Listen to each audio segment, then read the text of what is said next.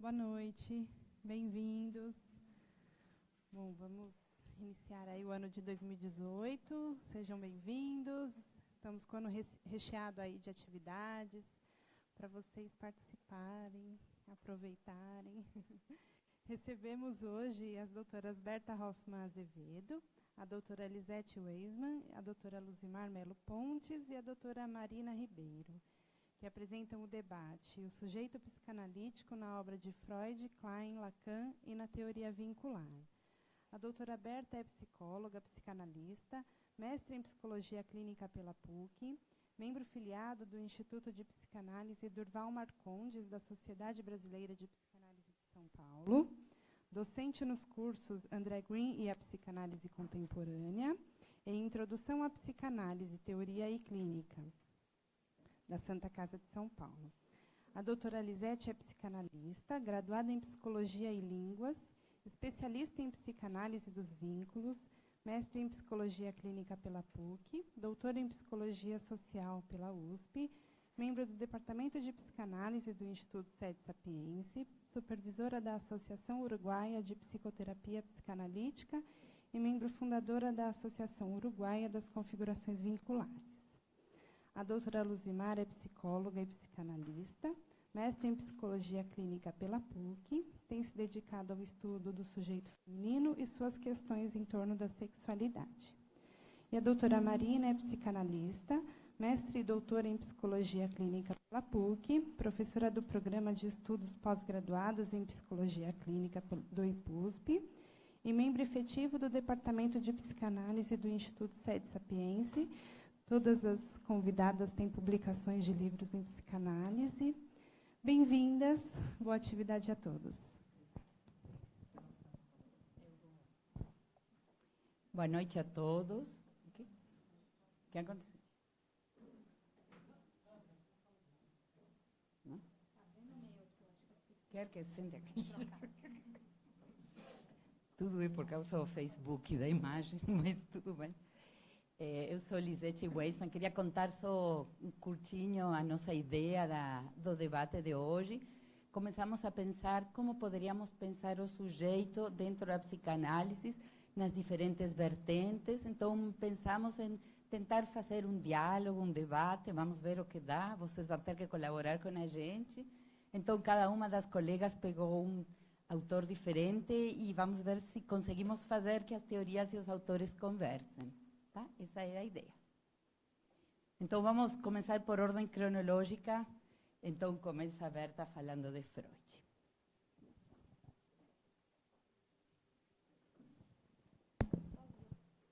É melhor eu vir para frente ou o computador vir para trás?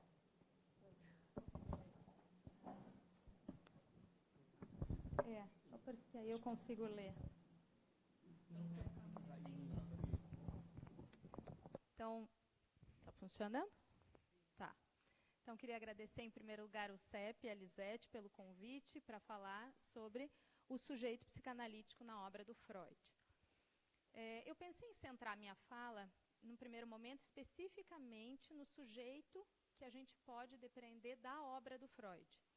E eu imagino que depois que as colegas apresentarem, a gente possa voltar no debate para pensar também a função da leitura do Freud para pensar os problemas da psicanálise contemporânea. Tá? Então, duas palavras para começar sobre as possibilidades de leitura do Freud. Eu vou dividir esquematicamente duas posições diante da obra freudiana.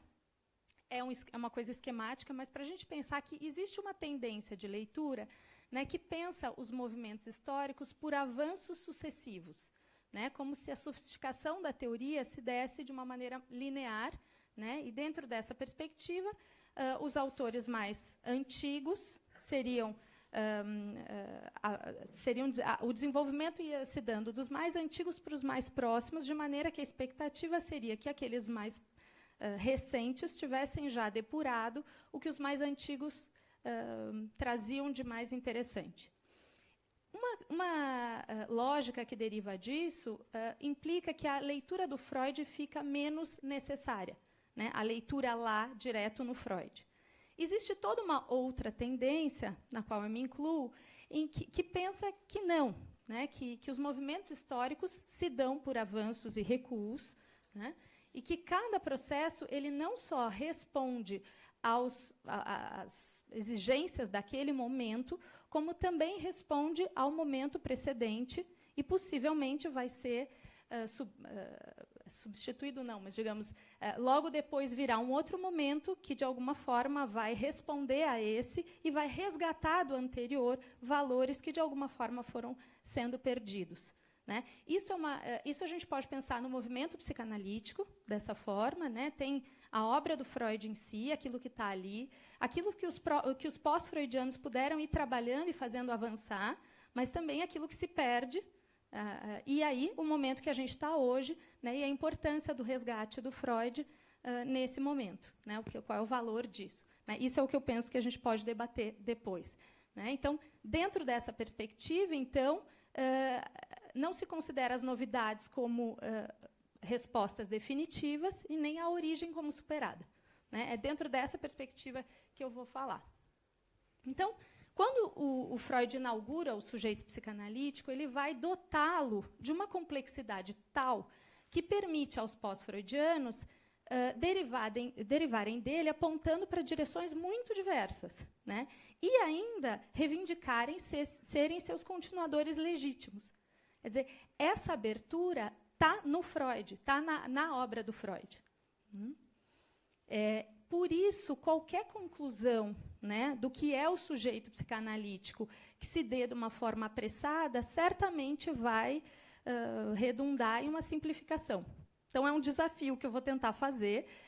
Então, eu vou tentar falar daquilo que a gente pode retirar da obra do Freud. Para isso, a gente vai fazer um voo panorâmico, que não é uma aula desses conceitos, mas é um voo panorâmico para resgatar essas coisas que vão constituindo o sujeito psicanalítico no Freud. Então, quando a gente busca rastrear a concepção de sujeito no Freud, a gente se depara com um desafio que é, ao mesmo tempo, a maior riqueza do Freud, né, que é justamente essa falta de linearidade e de fechamento.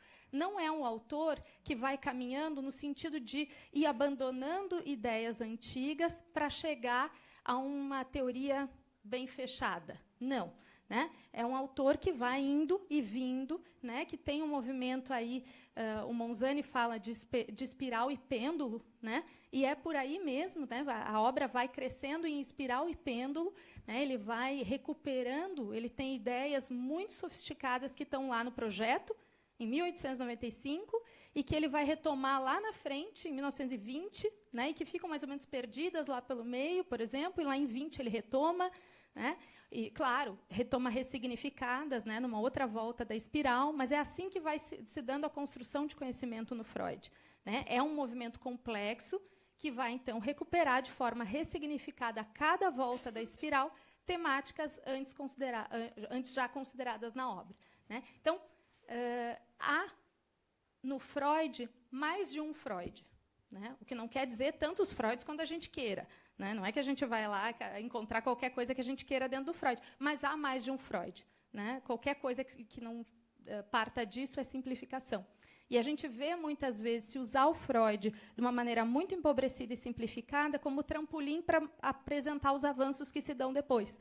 Né? Então, acho que isso é um risco sempre. Essa é sempre uma tentativa de manter a heterogeneidade que tem no Freud, que é difícil de encontrar em qualquer outro psicanalista. Então, apesar de se a gente está dizendo que o movimento dentro da obra do Freud ele é vivo, né, e tem essa heterogeneidade, por outro lado, acho que dá para a gente resgatar aí algumas invariâncias. Né, e é isso que eu vou tentar, então, fazer nessa rápida passada. Para começar, o sujeito do Freud, o sujeito freudiano, é sexual. Né? Ele é marcado pela sexualidade do adulto, ele é despertado na própria sexualidade desde bebê. Então, o que é revolucionário e que para a gente já parece muito óbvio, mas ele vai propor aí que ali onde não se supunha haver nenhuma implicação da sexualidade, tem sexualidade.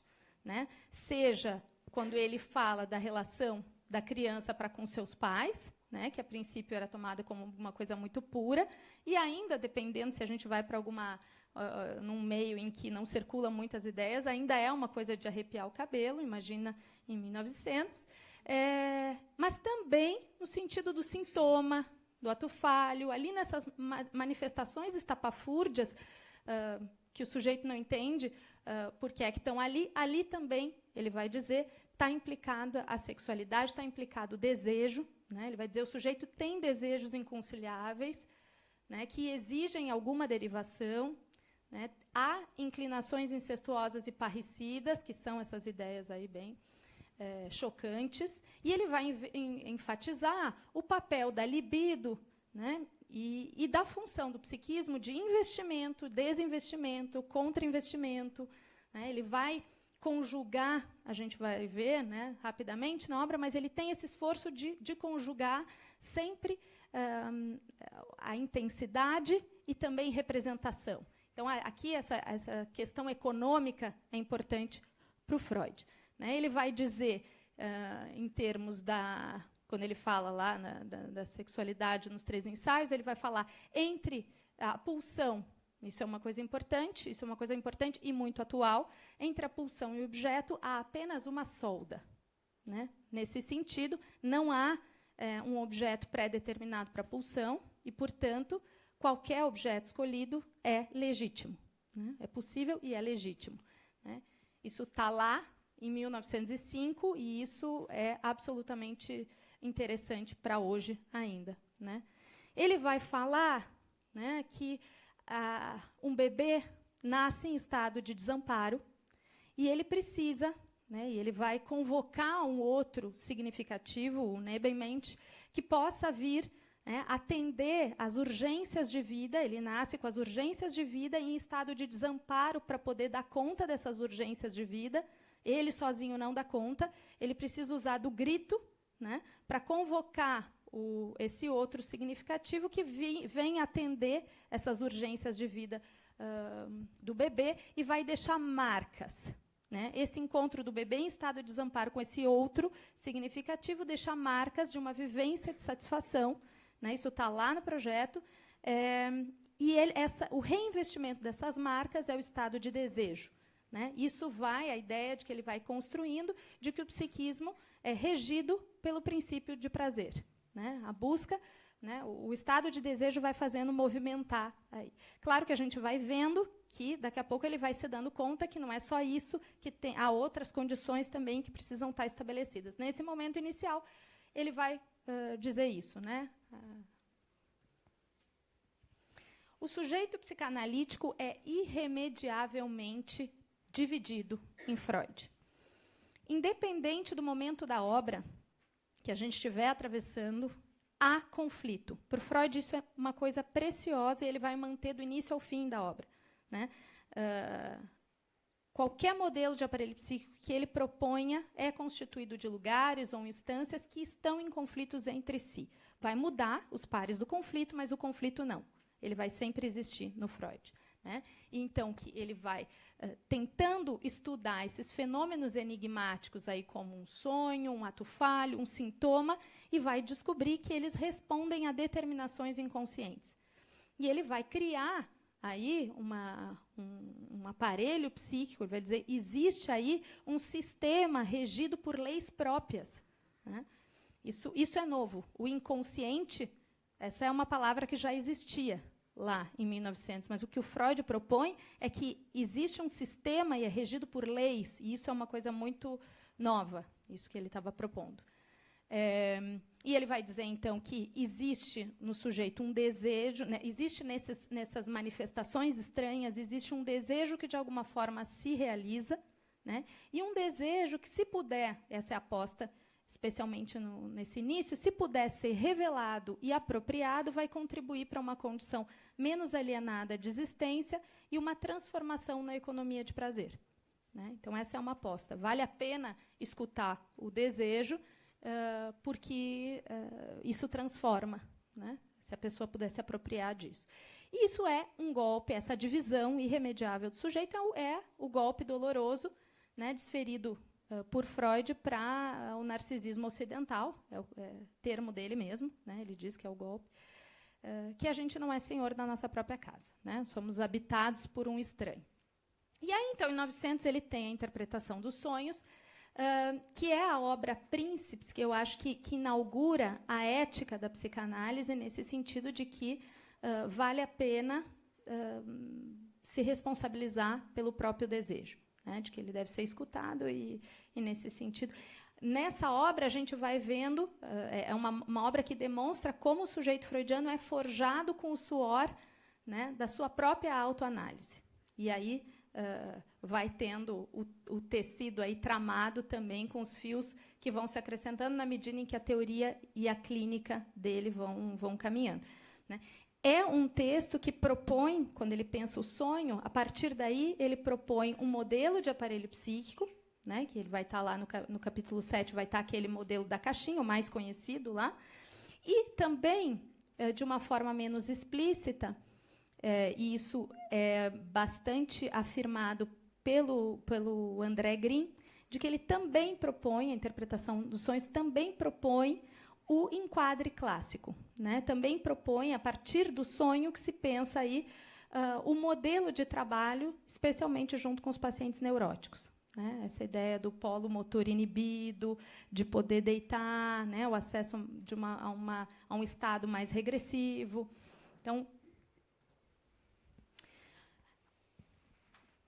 Então, a questão da psicose, que é colocada para o Freud pelos suíços, coloca aí para ele, faz com que ele introduza o conceito de narcisismo, que vai ser um marco de virada na obra, né?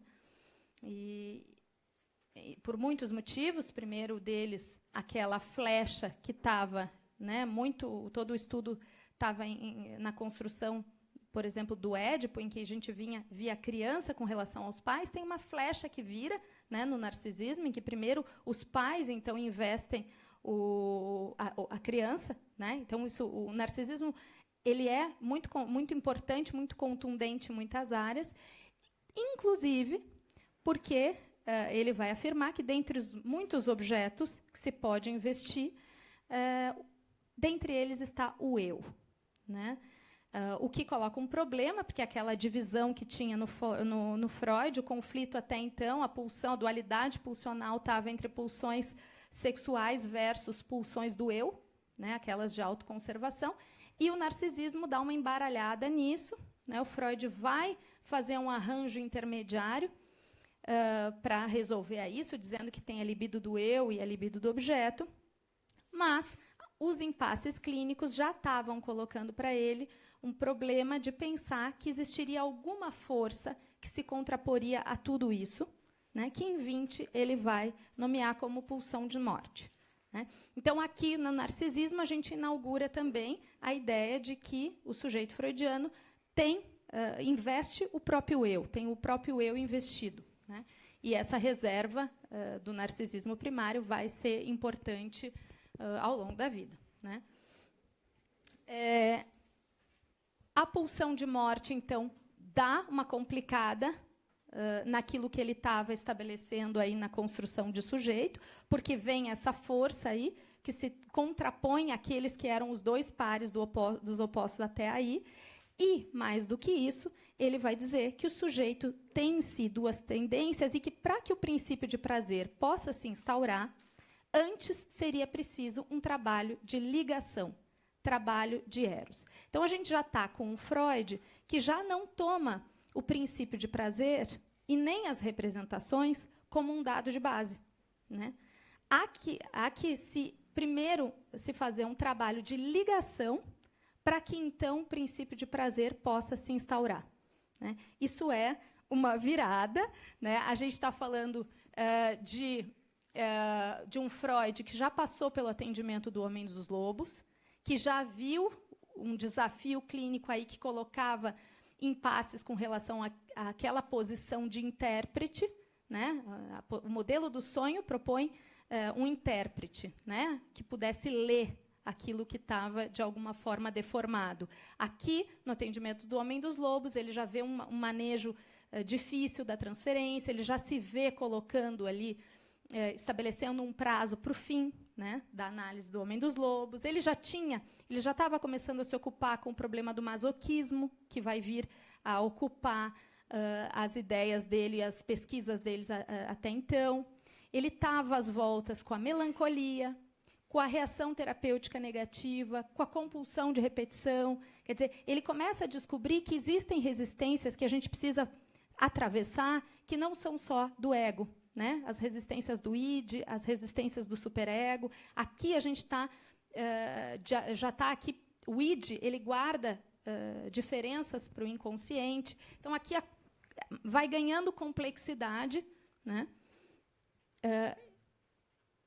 E exige que aquele trabalho tão caro a ele, per via de levare, né, que ele era caro por de alguma forma ajudar a evitar o perigo da sugestão, começa a ter que dividir espaços com aquele mais próximo do pintor, que tem que colocar suas próprias tintas, né? E aí a gente vê o Freud propondo que há construções a serem feitas, né?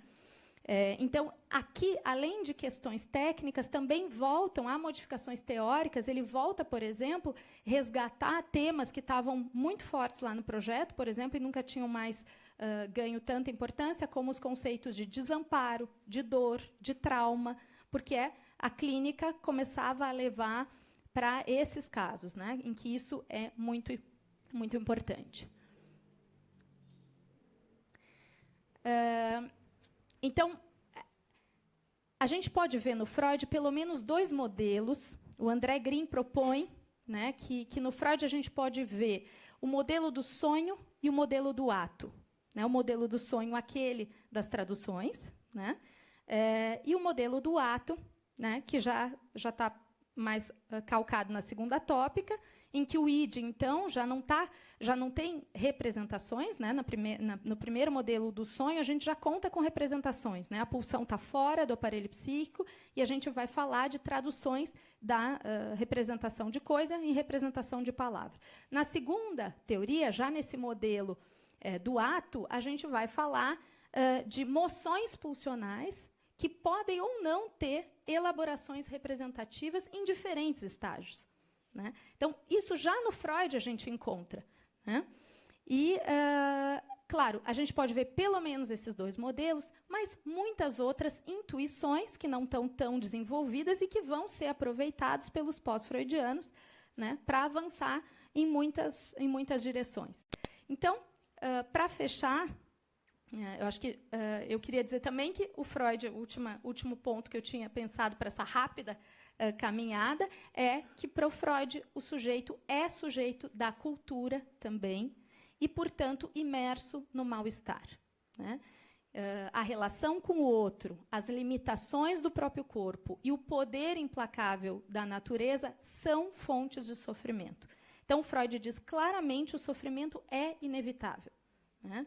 O que a psicanálise pode é reduzir a miséria neurótica em sofrimento comum. Já não é pouca coisa, né? Então, para começar, é isso. Obrigada.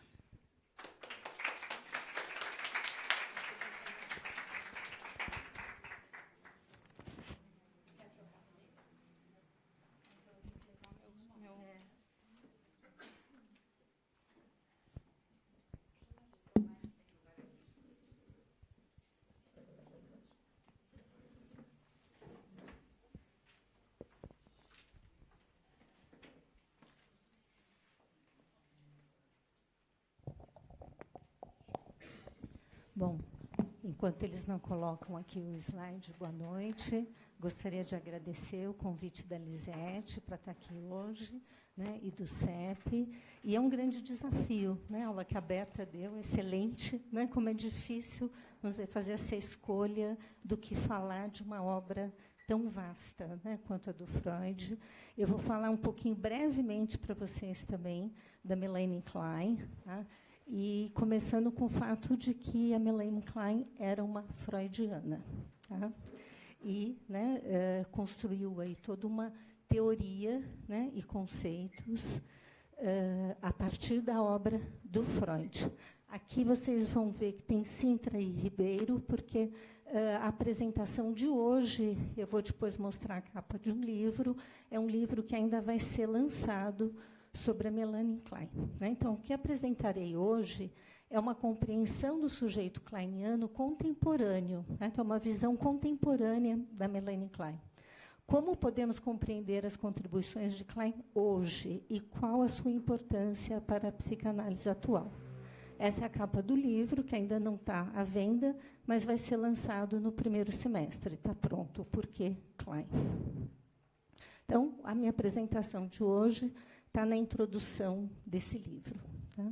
O que se pode afirmar com segurança quanto ao legado kleiniano é que a ênfase da autora nas noções de introjeção e projeção, os desdobramentos do conceito de identificação projetiva, permitiram que se percebesse de maneira mais nítida a importância do analista entrar em contato com os sentimentos e pensamentos do paciente para sentir de forma pessoal o que se passa com ele, né? Ou seja, ela vai colocar num outro patamar a relação analista-analisando. Então, isso é um pouco efeito dessa sucessão de gerações nas teorias psicanalíticas, conduzindo a uma compreensão do funcionamento psíquico para outras dimensões que não puderam ser consideradas nos textos de criação. Então, são textos que hoje a gente considera, que é uma expressão do Thomas Ogden, de textos seminais, né? São textos que geram outros textos e ideias que vão gerando outras ideias, né? E sempre voltando às origens, né? Tanto ao, vamos dizer, ao próprio texto do Freud, quanto ao próprio texto aí da Melanie Klein. Então, Klein construiu todo o edifício de sua obra a partir da criação de um verdadeiro pensamento clínico. Ela era uma clínica, né? Ela não tinha nenhuma formação superior, né? Mas ela tinha uma intuição clínica muito grande. E, embora não possamos situá-la na linhagem da intersubjetividade, a sua teoria da identificação projetiva, à medida que foi sendo apropriada por seus herdeiros, tornou-se, ao lado das contribuições de Ferenczi, a matriz da noção de contratransferência, tal como entendida por Paula Reimann, e das futuras noções de campo dos Baranger, das teorias da situação analítica e do terceiro analítico, que é um conceito do Ogden. Então, o conceito de identificação projetiva da Melanie Klein, ele abre, né, para uma série de outros conceitos, né, e ele inaugura esse campo da intersubjetividade. Nessa tradição, as funções materna e analítica de receber, conter, elaborar e devolver, digerindo os conteúdos primitivos da criança e do paciente, conceito de Reverie, né, que vocês já devem ter ouvido falar, que é um conceito originalmente do Bion, tornaram-se a base das mais importantes transformações na técnica analítica nas últimas décadas, né? Foi feita uma pesquisa para o novo dicionário de psicanálise que está sendo feito pela IPA, e fora os conceitos de transferência, contratransferência e setting, o conceito de continência e de Reverie, né, foram entre os conceitos mais abordados pelos psicanalistas. E é um conceito, né, da obra do Bion. E foram essas modificações que permitiram a análise de crianças, psicóticos e demais perturbações do eixo narcísico, como a melancolia e algumas depressões. Lembrando, né, eu acho que talvez todos vocês saibam, né, mas acho que é importante lembrar, quem inaugura a análise de crianças é a Melanie Klein, né, que, na época, foi uma proposta extremamente ousada, né, o que hoje é uma coisa muito difundida, né, na época que ela falou, vamos dizer, é possível analisar crianças e crianças muito pequenas, né, isso foi um grande ato de ousadia da Melanie Klein. Outro campo em que o pensamento de Klein gerou frutos diz respeito ao fenômeno da identificação projetiva e da contratransferência.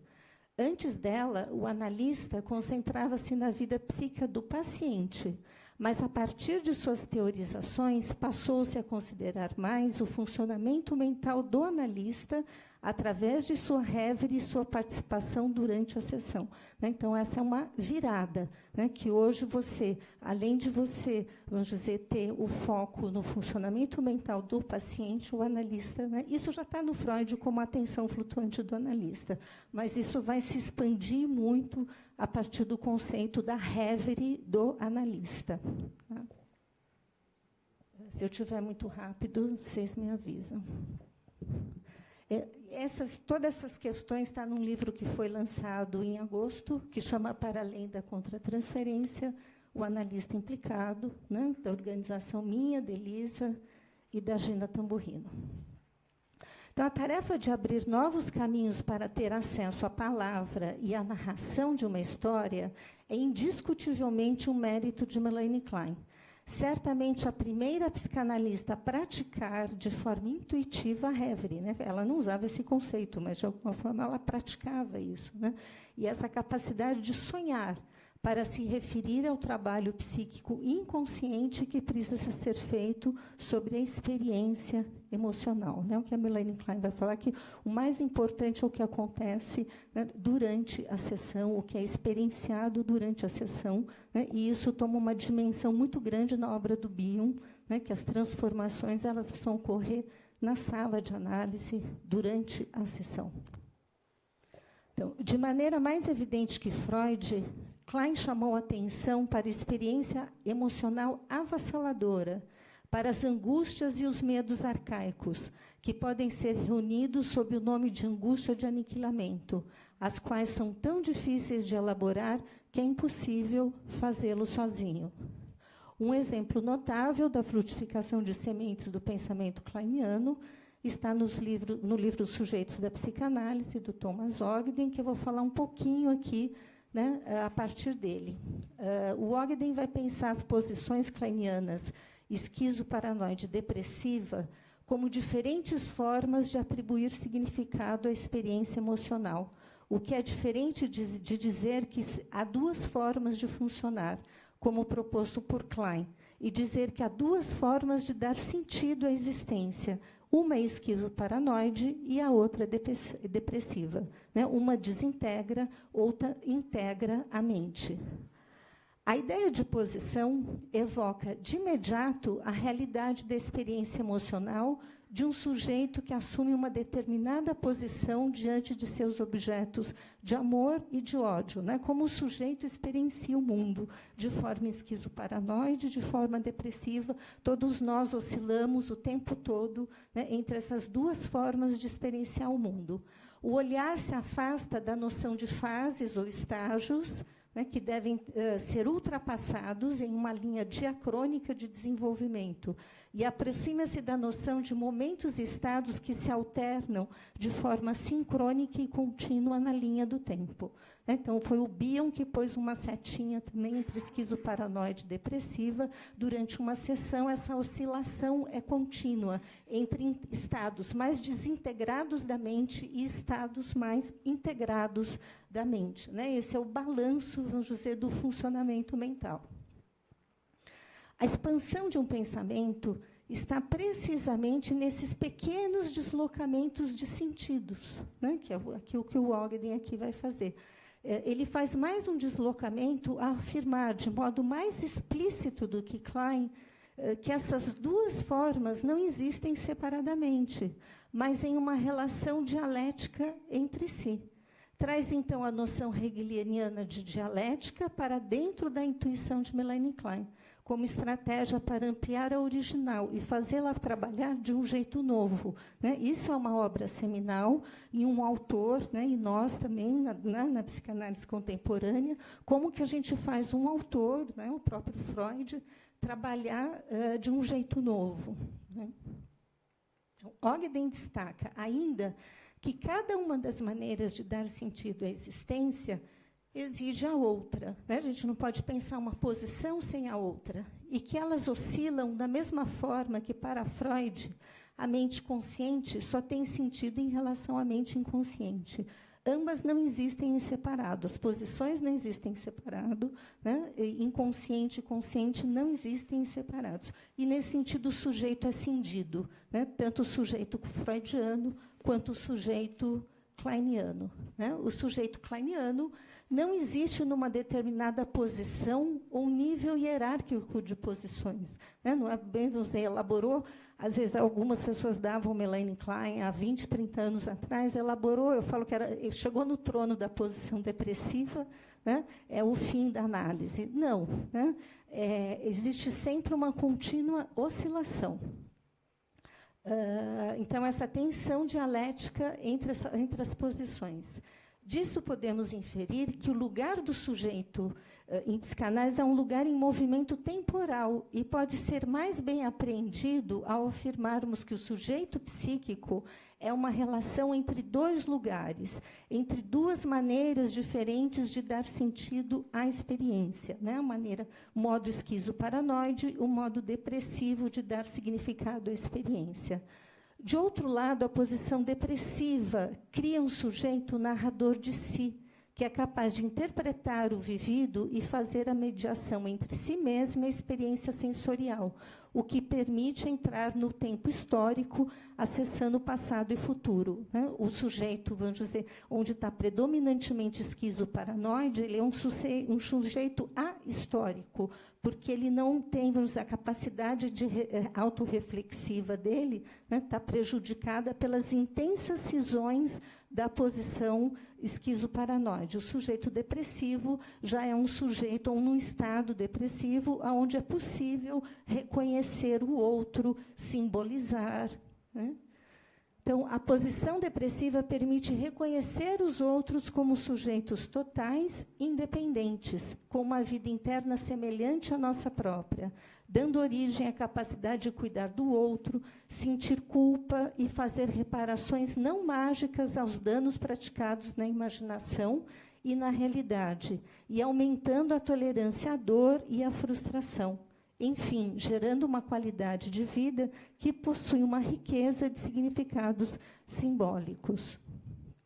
Na verdade, seguindo a intuição de Klein, quanto à oscilação constante entre as duas posições, Ogden situa o sujeito entre sucessivos processos de clivagem e de integração, né? E que, então, se constitui porque oscila entre posições, porque se temporaliza. Seu processo de constituição faz dele um sujeito em perpétua errância, de passagem, um ser em devir, né? Ou seja, a gente está sempre se desorganizando com a experiência e voltando a se reorganizar no momento que é possível dar um sentido para a experiência vivida, para a experiência emocional que o sujeito vive. Então, é inevitável pensar que essa leitura de Klein é uma maneira criativa de usar a sua descoberta. Retomando, né, o último ponto mencionado, Ogden nos descristaliza ao dizer que a posição depressiva, com sua historicidade e capacidade de criar símbolos, não deve ser pensada como o lugar por excelência no sujeito na teoria kleiniana, assim como inconsciente também não é o lugar do sujeito kleiniano, freudiano, como pensam alguns, né? Na realidade, é a oscilação. Em Freud e em Klein, o sujeito psicanalítico é sempre nômade, perpetuamente em trânsito, entre consciente e inconsciente, entre o polo esquizoparanoide e o depressivo, no espaço e na tensão criada pela inter-relação dialética das diferentes dimensões da experiência. Tá? Então, é isso. Esse texto todo está no livro. Tá? Muito obrigada. Terminei uns minutinhos antes, né?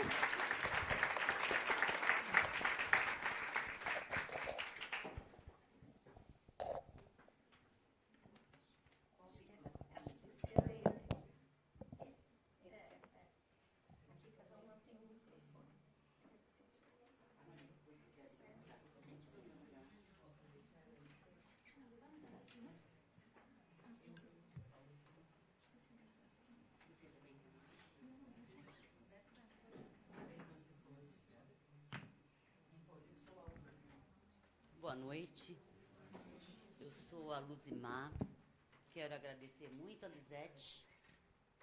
Lisete pelo convite, o CEP por proporcionar isso, e vocês por estarem aqui, porque senão isso não seria possível. Bem, para falar da proposta que o Folder anuncia, eu também escolhi falar do sujeito e sua constituição. A minha abordagem de referência é Freud-Lacaniana. Então, eu vou falar da constituição do sujeito na teoria lacaniana. Tive que fazer um texto bem condensado, não tive capacidade de fazer slide como as colegas, vou aprender para uma próxima vez. Então, eu vou ler o texto, procurarei ler com paciência e com calma. Se eu for muito apressada, vocês podem fazer assim que eu vou entender, tá bom? Então, Lacan, que também é freudiano, nasceu em 1901 e morreu em 1981.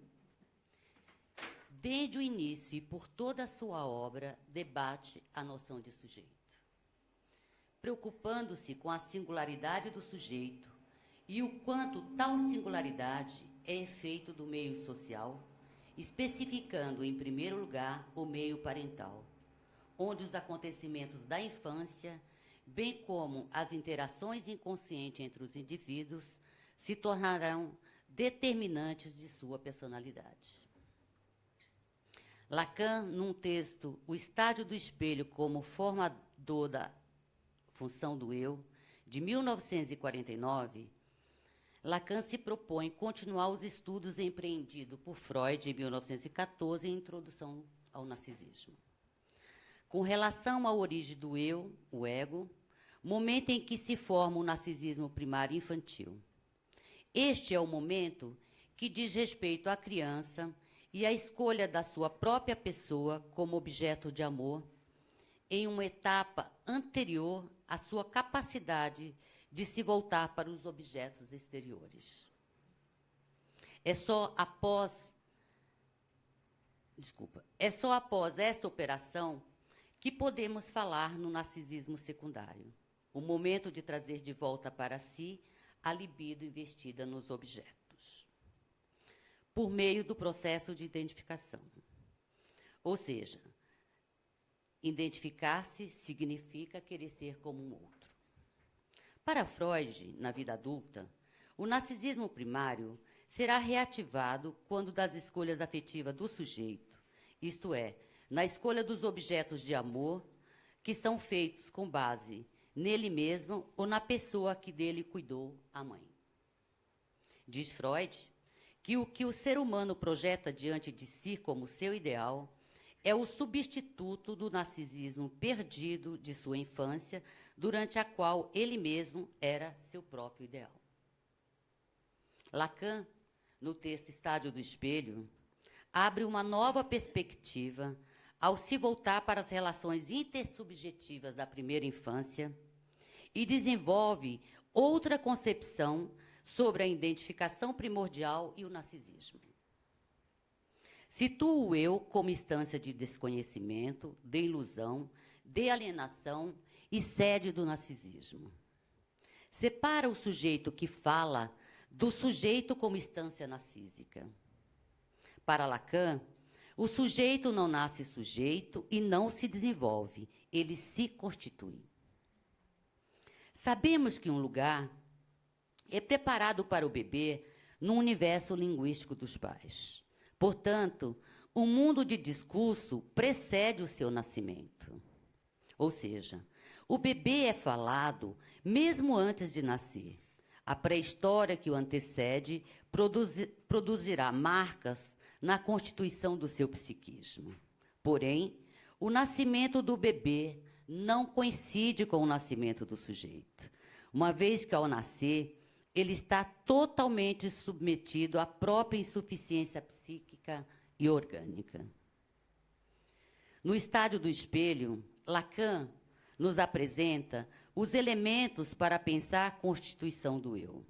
A criança, dos 6 a 18 meses, irá progressivamente reconhecer sua imagem no espelho a partir do movimento que se produz entre ela real e sua imagem refletida virtual no espelho, logrando a constituição de um eu unificado.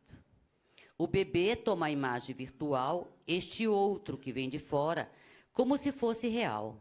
Então, primeiro o eu se constrói, o eu se constrói a partir do outro, da imagem que lhe é devolvida pelo semelhante do espelho, ele mesmo. Diz Lacan. A dimensão essencial do humano é que primeiro ele passa pela experiência de que se vê, se reflete e se concebe como um outro que não ele mesmo. Isso ocorre antes que o processo de maturação fisiológica permita ao sujeito, num dado momento da sua história, integrar efetivamente suas funções motoras e ascender a um domínio real do seu corpo.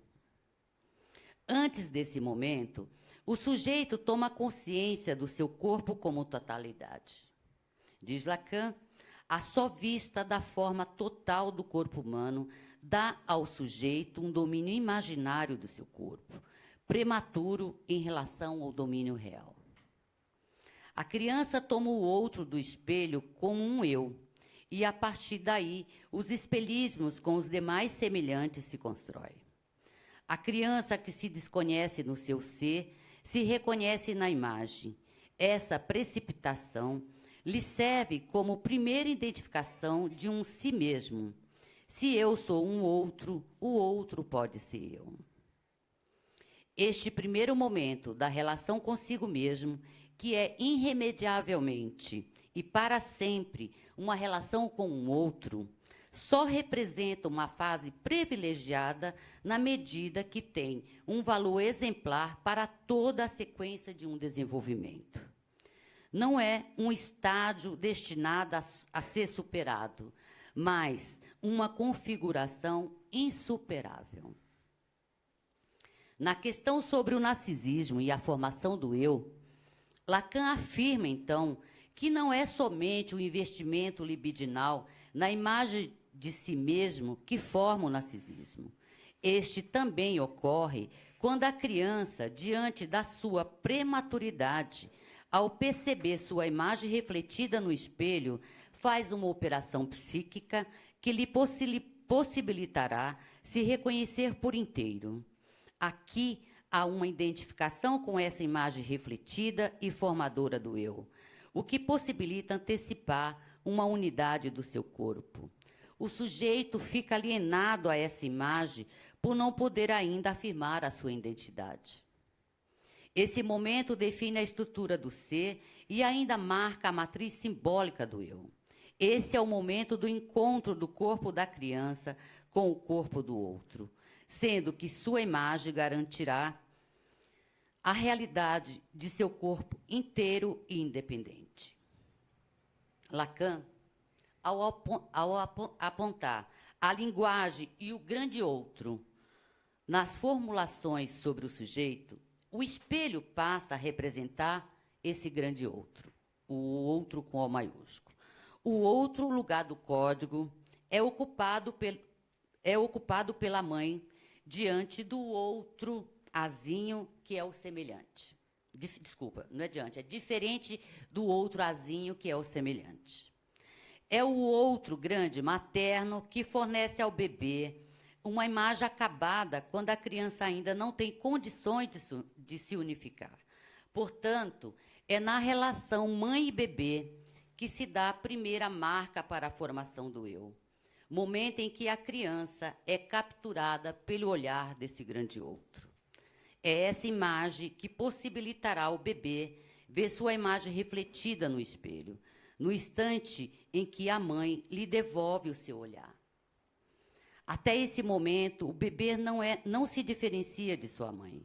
A mãe, ao responder às necessidades do bebê, fala com ele e o toca, investindo libidinalmente o seu corpo e, ao mesmo tempo, erogenizando-o, dando-lhe contorno.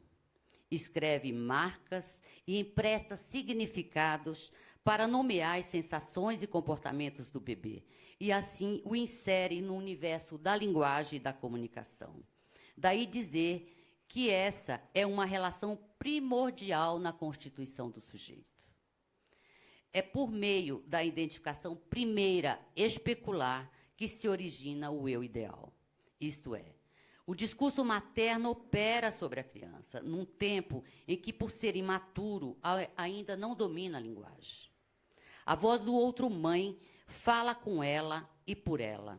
Mas como só a palavra não basta, enquanto cresce, a criança também segue o olhar desse outro que vai se constituindo e imprimindo as significações aos ditos, deixando marcas e formando traços na criança. A questão é se olhar sempre em um espelho no qual essa imagem está sustentada pela mirada do grande outro que é a mãe. Diz Lacan, basta compreendermos o estado do espelho como uma identificação, no sentido pleno que a análise atribui a esse termo, ou seja, a transformação produzida no sujeito quando ele assume uma imagem. No momento em que o bebê, sustentado pela mirada da mãe, volta-se para ela para demandar-lhe que autentique sua descoberta. A mãe dá um testemunho quando diz, você é, permitindo a criança dizer, sou eu. Então, é a partir do olhar do grande outro que o bebê se constitui e através do olhar desse grande outro que encontra também aspecto do ideal do eu. É nessa imagem que se depositam projetos do que se é ou se gostaria de ser. Pois ela é a janela pela qual se olha o mundo.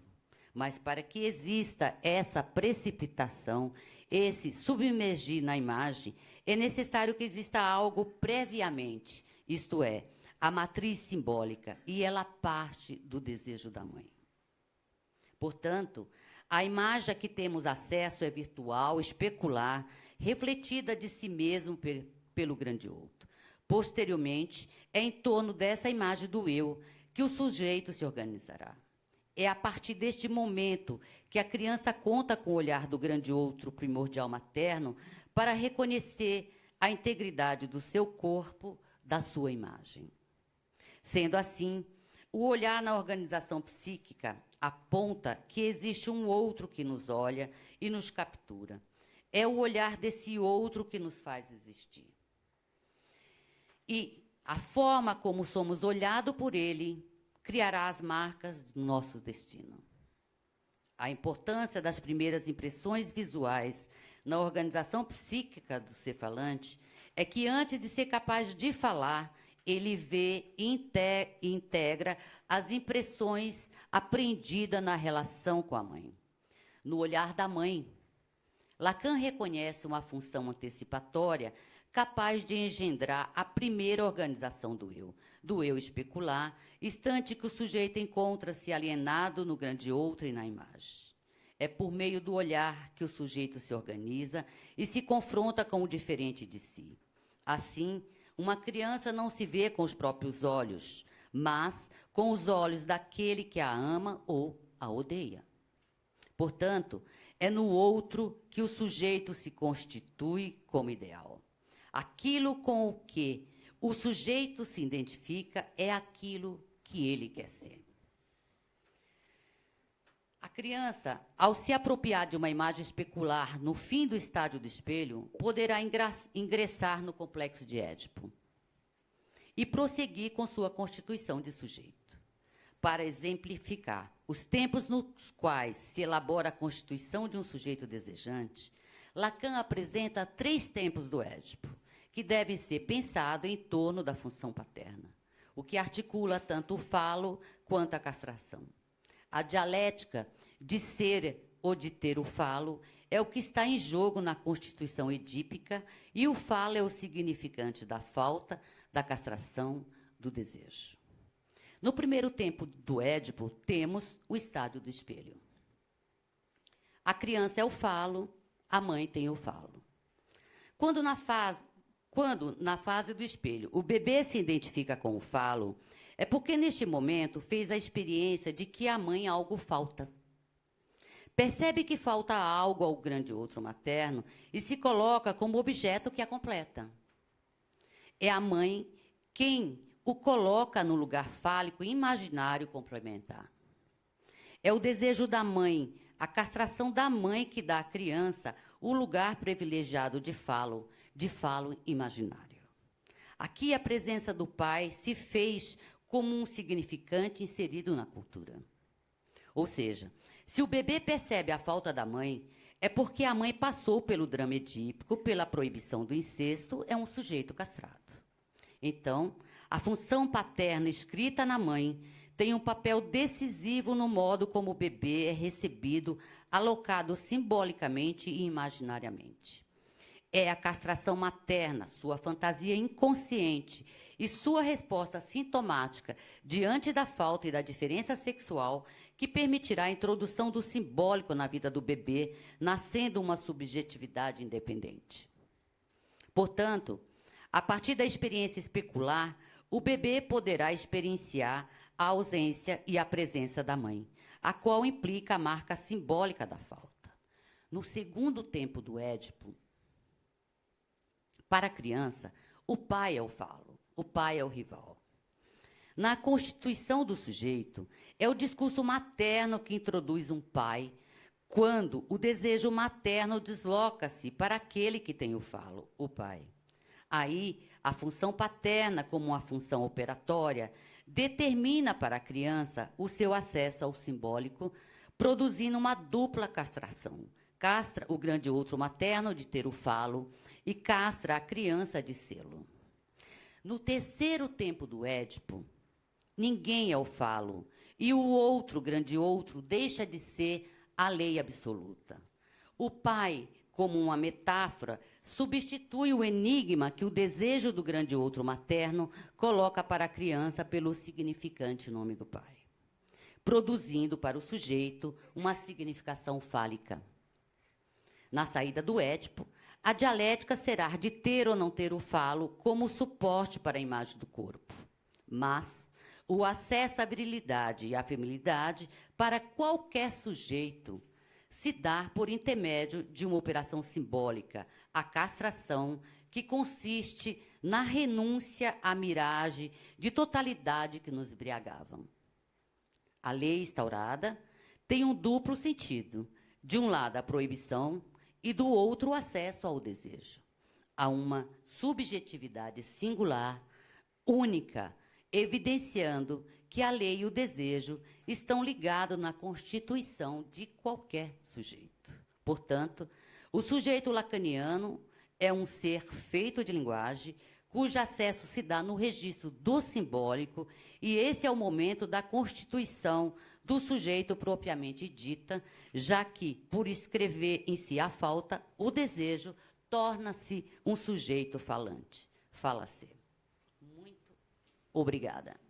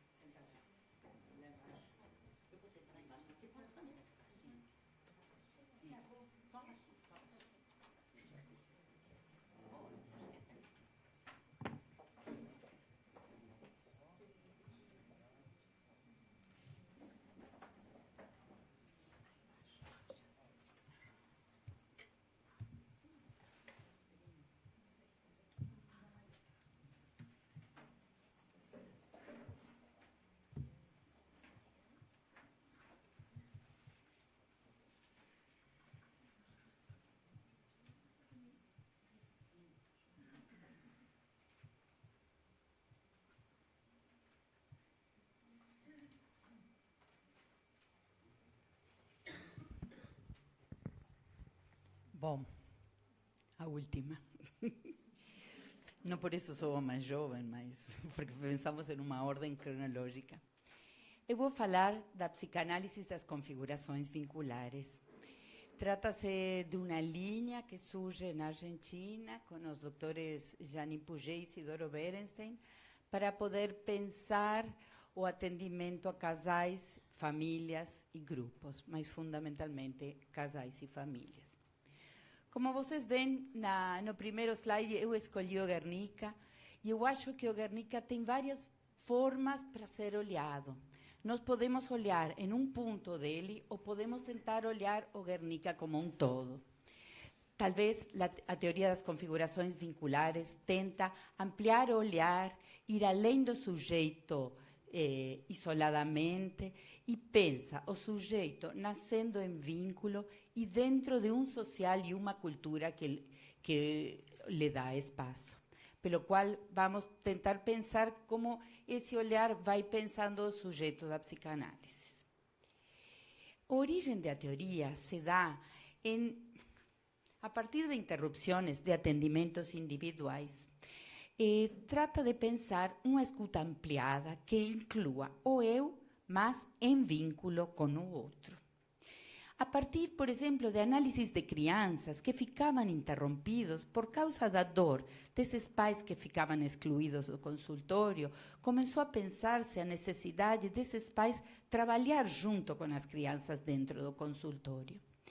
Às vezes pensamos o caso Richard, o caso da Melanie Klein, quando Melanie Klein interpreta para Richard que as bombas que ele traz na brincadeira que ele faz tem a ver com a agressividade dele e a violência dele, na verdade, é um olhar que foi muito válido na época e que no século XX e XXI tentamos ampliar, que é ir além do sujeito e dessa agressividade interna de Richard para pensar que Richard estava sendo analisado por Melanie Klein em Londres durante a Segunda Guerra Mundial, que tinham bombas que estavam explotando lá fora, não só dentro da cabeça dele.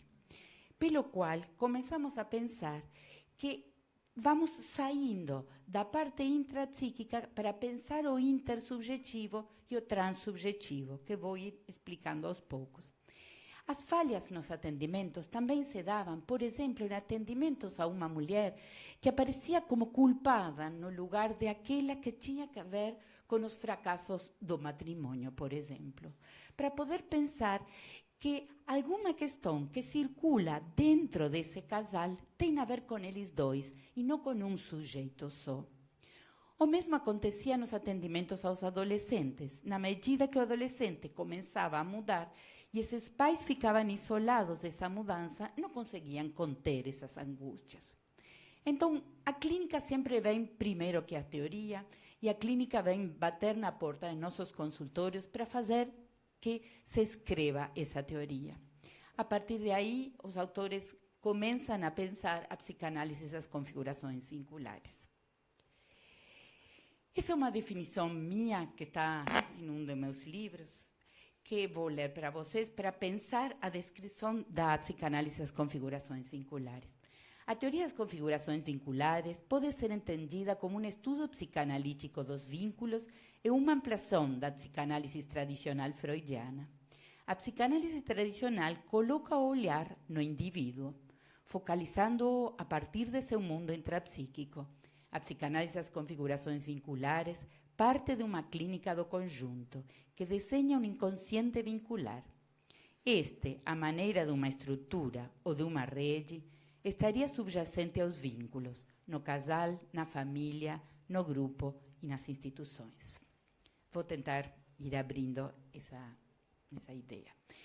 Tem aportes da teoria psicanalítica que vão alimentando a teoria das configurações vinculares. Claro que todos partimos de Freud e de Klein, mas tem aportes de alguns autores que começam a trabalhar em vínculos. Já Bion trabalha com grupos depois da Segunda Guerra Mundial, saindo do consultório. Temos os autores argentinos José Blecher e Pichon Rivière, que começam a pensar o paciente dentro do hospital e o paciente fazendo parte de um contexto para poder ser entendido. E, por último, a um vivo, René Caes, na França, fala de um inconsciente grupal. São algumas das linhas que vou trazendo.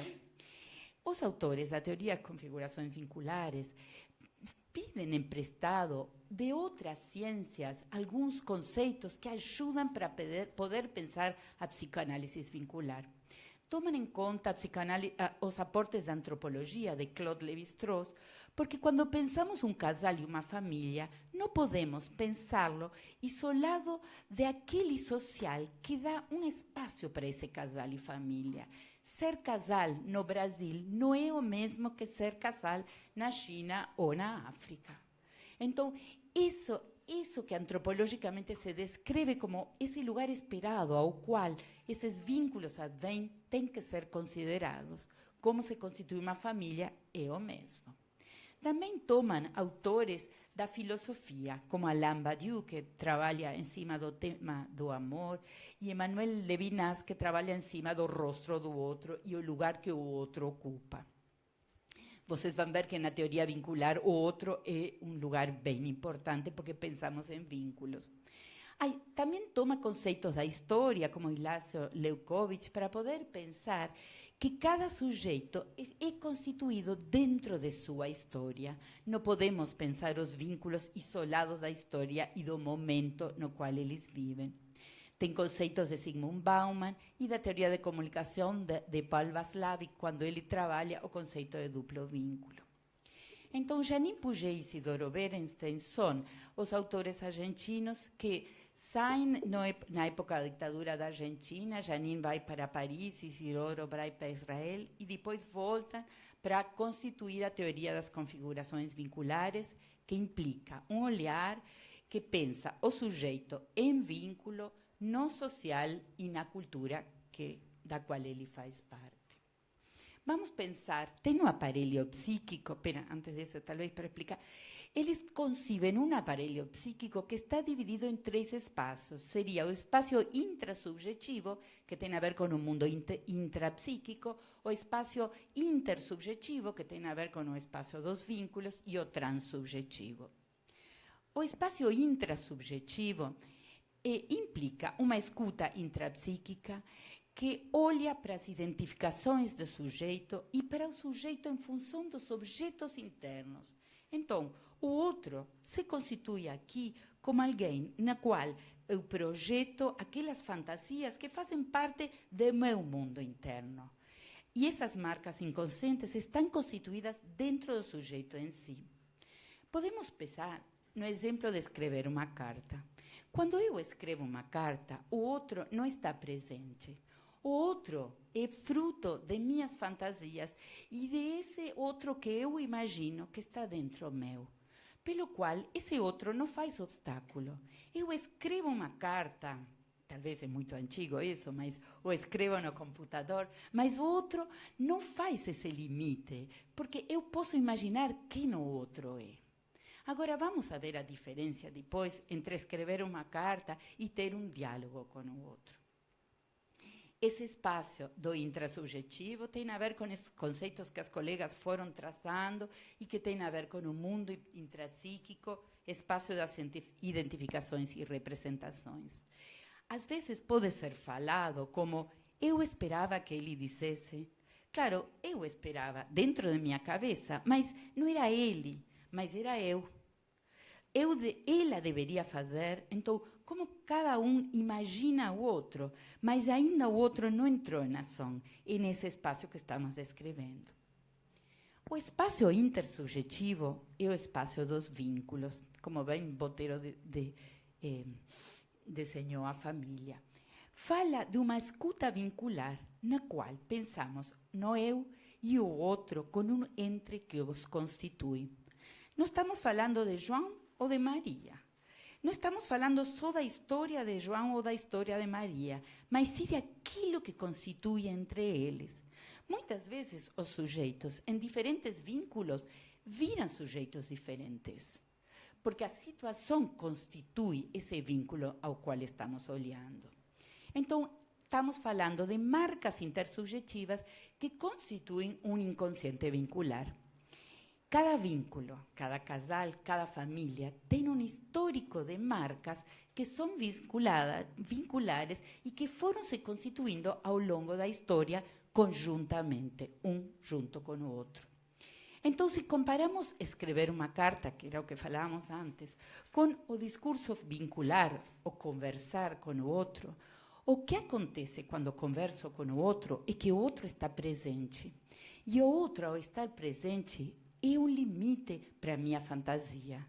Eu não posso constituir esse outro como um objeto interno meu, porque ele está lá para responder. E muitas vezes essa situação traz muitos incômodos, pelo qual às vezes é muito mais fácil ficar com aquele objeto interno e não ter que aceitar que esse outro diferente que está em frente meu está falando alguma coisa que difere com aquilo que eu imagino. E que pode estar colocado em um discurso que pode ser: você é diferente, me surpreende e não o compreendo. Porque o outro começa a ser outro e marca esse cristal opaco que o outro é, porque não sou eu.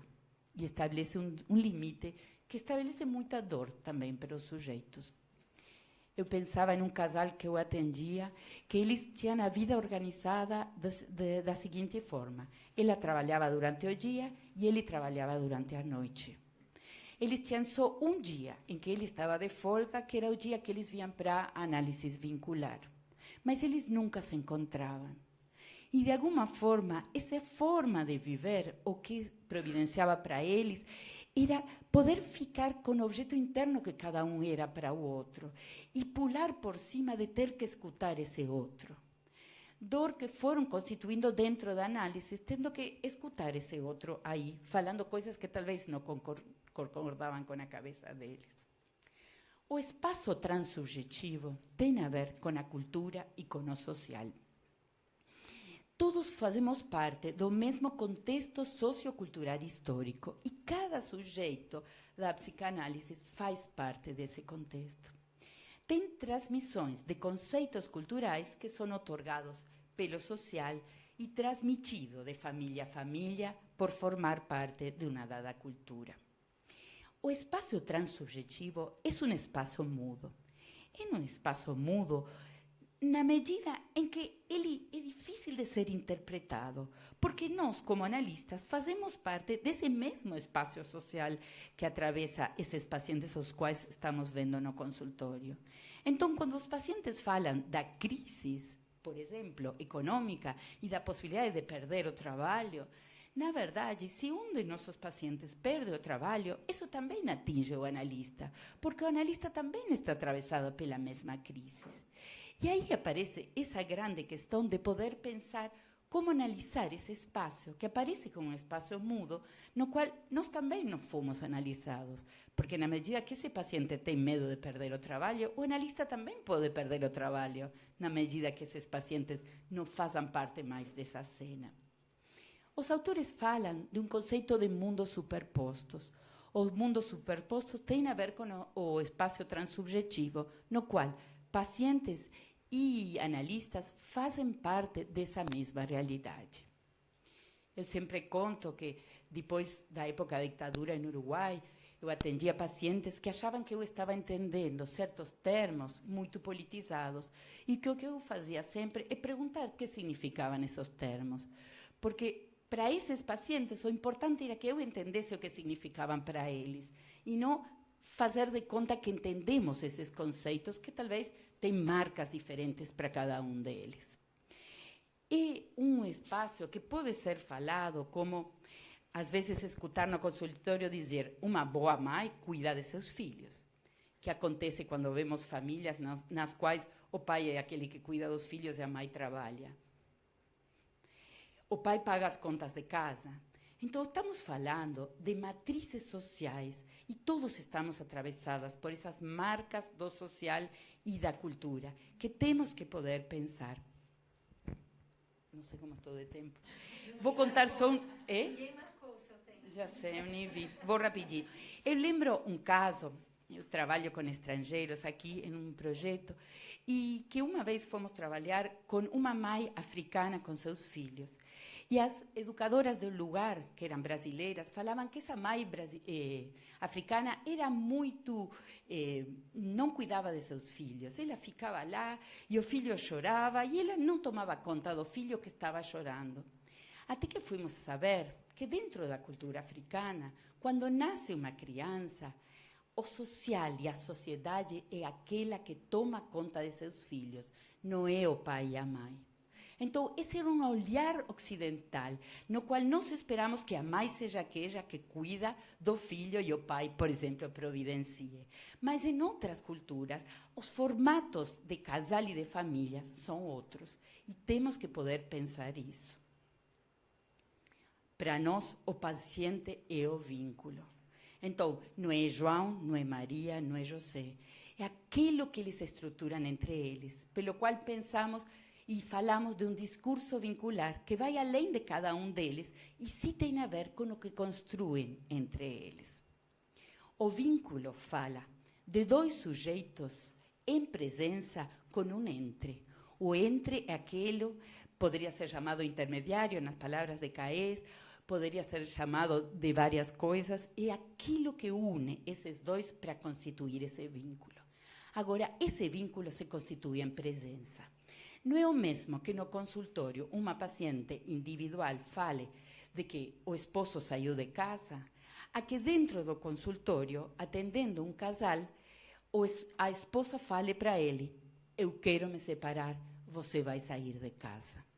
Não tem a mesma força e a presença tem um lugar que temos que poder considerar. O outro é um limitador, como esse cristal opaco do qual falava, que aparece como diferente, como alteridade, como negatividade radical, tal qual falava Caes, não assimilável às representações. O outro interno está estruturado em representações que eu tenho dentro, mas o outro, que não é objeto interno, é esse novo, imprevisível, incerto, estranho, que nós em espanhol chamamos de ajeno. E ajeno não tem uma tradução literal ao português, porque não poderia ser chamado de alheio, porque alheio, em algumas acepções, por exemplo, um autista pode estar alheio. E então, o ajeno é aquele outro que me marca que ele está aí e que talvez não condiz com aquela imagem que eu tenho dele, pelo qual é absolutamente diferente e alteridade. Tenho duas definições rápidas de dois autores. Bernstein fala da ajenidade, aquilo que tem a ver com esse lugar de ajeno e de diferente do outro. A ajenidade propõe uma bidirecionalidade radical. Temos duas direções, lembrando o conceito de vínculo como dois sujeitos em presença, a qual chamamos de vincular. Na diferença, cada um propõe ao outro uma ajenidade heterogênea e, a partir disso, haverá uma assimetria irredutível. O outro, como outro, é irredutível. Eu não posso falar, só que fosse psicótico, que aquele outro que está me dando uma resposta é diferente ao que... Não posso falar que ele é aquele que eu imagino. E Marcelo Viñar fala que a negociação da alteridade é um ponto crucial em toda a convivência e fomenta ou atenua o transtorno, sintoma ou problema que depois vemos no consultório como patologia, pelo qual o vínculo implica uma certa negociação. Estou terminando. Então, para finalizar, eu sempre trago, porque acho que a literatura consegue falar mais que muitas palavras, e achei esse texto que achei que tinha muito a ver com o nosso debate, com a possibilidade de voltar a certos autores para repensá-los. Agnon diz: de repente descobri que um livro pode dar material a 10 sábios, sem por isso esgotar o conteúdo. Mesmo os livros que eu conhecia de memória, agora me pareciam novos. A sabedoria tem 100 rostros. O rosto com o qual você a olha é aquele com o qual ela se volta para ti. Muito obrigada.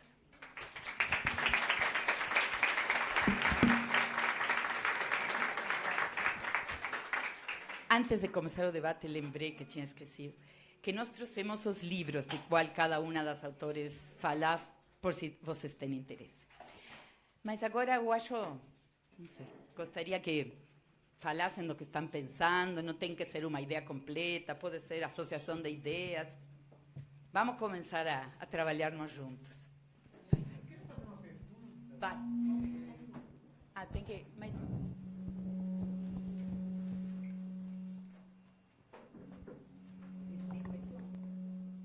Ele está ajustando. Pode começar.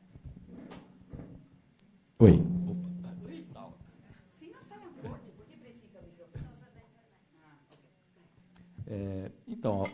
aproveitando a ideia que foi apresentada aí, né? Antes de mais nada, meu nome é Ferreira, tal, né? E me veio agora, de momento, né? Eu fiz formação em semiótica, né?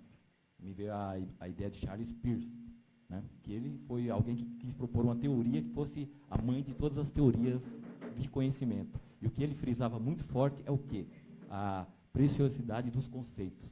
Haver uma definição precisa de conceito. Porque a ciência, para existir e progredir, você não pode ter conceitos vagos. E isso eu achei uma coisa muito fatal nas ideias dele, né? E a questão que a gente está debatendo aqui bate justamente nisso, sabe? Na imprecisão que já não é um campo que permite uma precisão, né? Porque o lado humano, psicológico, não permite uma precisão. Mas eu vejo bem a situação seguinte. Hoje está sendo muito usado o pronome eu, né? Em geral, na psicanálise. Anteriormente era ego. Quer dizer, a tradução atual da obra de Freud matou a questão do ego e agora tudo é eu. E na minha visão, eu acho meio incoerente. Por quê? Porque a gente tem dois sujeitos. Sujeito não, já também é outra definição que complica. Nós temos duas situações. Um sujeito, como Lacan coloca, que a visão dele é um sujeito do inconsciente, e esse que você acabou de falar do vincular, que é um sujeito mais voltado à consciência, das relações. Então já são duas figuras. Então, quer dizer, tem duas figuras, dois campos. Então, acho que o Peirce, vamos dizer, se ele fosse entrar no debate, ele ia apontar justamente isso aí. Vamos definir esses dois campos. Temos o campo consciente e o inconsciente. Temos um sujeito que habita o inconsciente, que é indefinido e fluido, e temos o indivíduo, né, a pessoa da consciência. Né? E vamos usar o eu para falar desse indivíduo do inconsciente, o eu, e do ego como consciente. Porque quando você fala eu vou estar sabendo o que você está falando, que campo você está operando. Quando você fala eu sei que você está no campo do inconsciente. Né? Quando você fala, quando você fala ego, eu sei que você está no campo do inconsciente. E fala eu usando o campo da consciência. Então, acho que isso aí seria uma coisa assim da gente se pensar e trabalhar para chegar a uma definição. Né? Inclusive, o Lacan ele usa dois termos, né? Quando ele fala do sujeito, né? Eu não falo muito francês, mas ele usa o moi, né? O je, alguma coisa assim. Então, ele justamente. Então, ele já define um pouco essa diferença. O Lacan já toca nisso. Que vamos separar, né? Separar para poder caminhar. Então, eu quis apontar só mais isso aí, nesse sentido de que acho que a psicanálise, em primeiro momento, deveria frisar bem isso. Usar o eu para tudo hoje em dia, você não sabe se você está falando no momento do lado consciente da mente da pessoa ali, né? Ou se você está falando do ego, das estruturas, né? Do sujeito. Então, acho bacana a gente tentar trabalhar e, né, colocar para vocês comentarem essa ideia. Ferreira.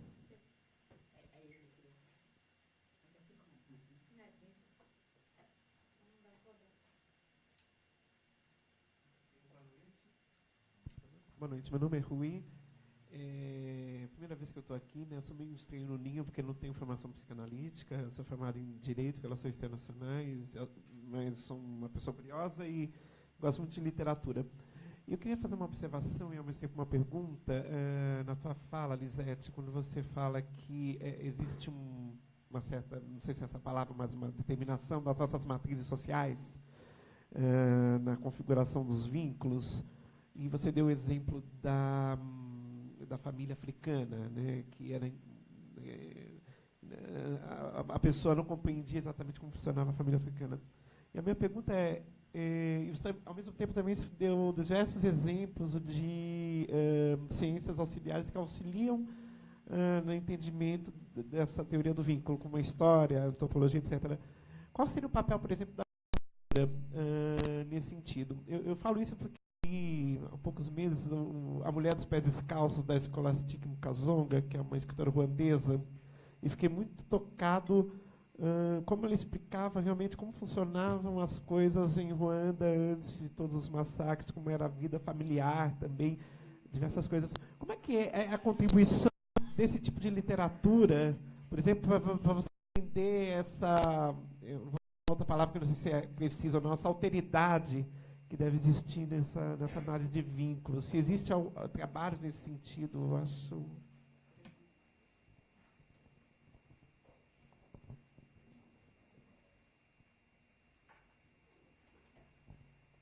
Oi, meu nome é Marta. Queria fazer uma pergunta. Na verdade, não é uma pergunta, mas eu queria ouvir um pouco de você, Lisete. Quando você fala das configurações, né, da configuração vincular, como fica isso no mundo das redes sociais e da comunicação pela escrita, né? Estamos falando aí de escrita, né? Então, de WhatsApps, porque você usou muito o exemplo da carta, em que você imagina o outro e que na presença você não imagina a presença é o limite da sua fantasia do outro, né? Como fica isso no século XXI, em que as relações se dão muito à base do digital, né? E principalmente nessa nova geração que nasceu digital? Não é uma pergunta, eu só queria ouvir uma.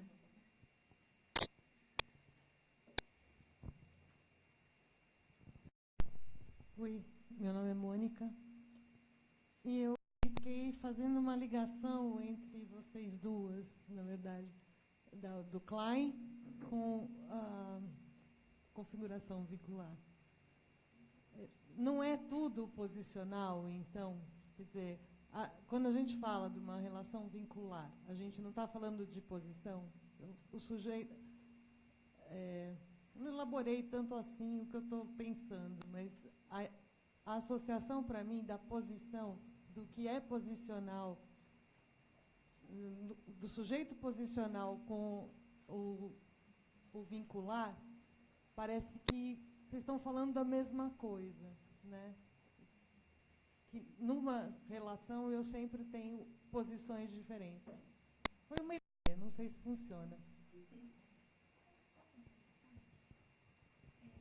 Partindo do que ela falou, eu também fiz uma ponte da questão do terceiro, de ter um terceiro, tanto na relação dentro do setting, enfim, do analista com o analisando, e na relação vincular, também nos vínculos, nas configurações vinculares. Tem um terceiro, que não sou eu, nem só o outro, né? Então, eu tracei esse paralelo também.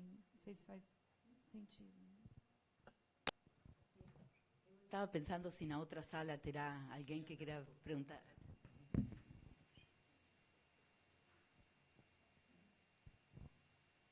Como a gente está falando de sujeito, me passou assim, o que determina o sujeito para cada um, né? Aí, para mim, como foi uma novidade, me parece, né, é cingido ou ele é, mas assim, aí eu vi uma proximidade que acho que eu não sei exatamente, mas entre essas duas, a questão do Lacan e da teoria vincular, que é um sujeito social, basicamente, né?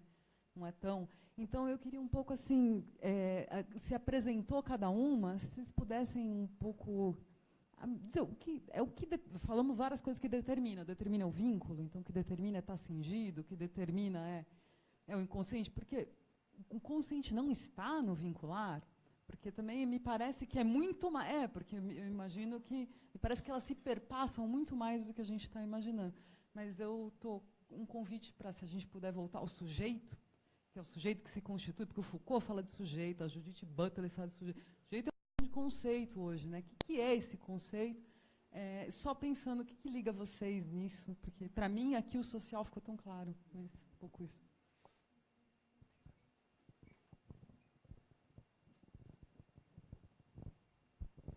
Olá, boa noite. Eu vim da outra sala, né? Estava vendo aqui essa colocação de perguntas. Eu queria deixar uma pergunta, né? A respeito do tema sujeito psicanalítico. Para mim fica a questão, o sujeito contemporâneo, né? Ele é tão atravessado pelo ideal de autonomia, né? Enquanto que o sujeito psicanalítico é tão constituído quase em torno da alteridade, da presença do outro. E eu vejo que na contemporaneidade, praticamente esse sujeito busca uma autonomia via tecnologia, né? Foi o que até uma outra colega colocou. Então, atravessado pela mídia, pelas tecnologias, e a gente busca meio que consolidar essa autonomia via desenvolvimento tecnológico, né? Então, a minha questão é como que talvez, né, os psicanalistas, né, se posicionariam diante de uma contemporaneidade onde um sujeito autônomo se impõe quase, né, até mesmo na sociedade, nos vínculos, indo quase que na contramão dessa proposta psicanalítica, né? Então, isso para mim é uma questão que fica. Obrigado.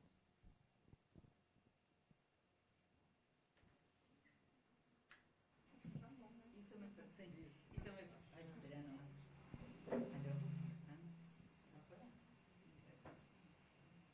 isso me faz pensar que quando fui pensando esse trabalho, uma colega falava, mas isso dá uma tese de doutorado.